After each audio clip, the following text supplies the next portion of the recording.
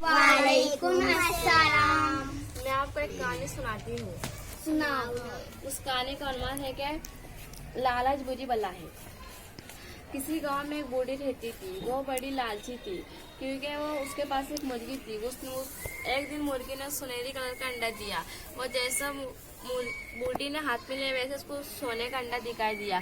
तो उसने जैसा सुनार के पास गई वैसा बोला कि सुनार ने बोला कि सोने का है। तो उसने उसके पैसे बहुत सारे लाए।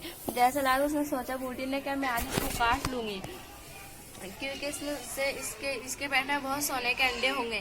तो उसने जैसा काटा वैसे उसके पेट में से कुछ नहीं निकला। तो उतने में उस बूढ़ी को अपनी गलती का पछतावा हुआ क्योंकि उसके पास एक भी नहीं अंडा था।